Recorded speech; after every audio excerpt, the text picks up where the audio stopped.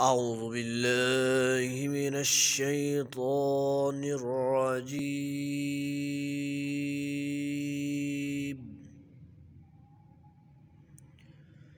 بسم الله الرحمن الرحيم.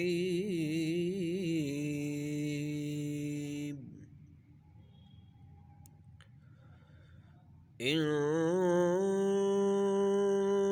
هذا القرآن يهدي للتي هي أقوم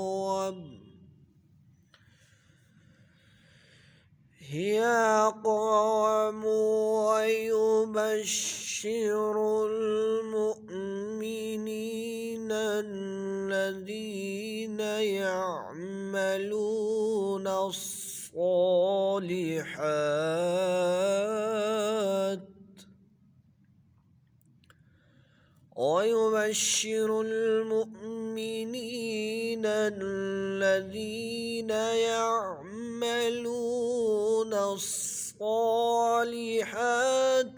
أن لهم أجرا كبيرا.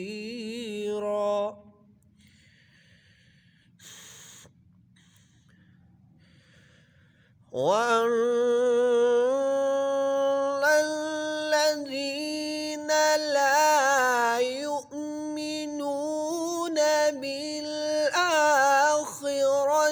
أعتدنا لهم عذابا أليما.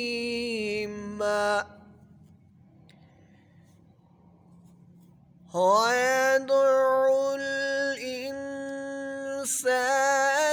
بالشر دعاءه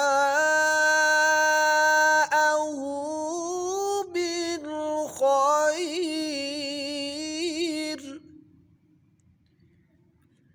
وكان الإنسان عجولا. وكان الإنسان عجولا. صدق الله العظيم.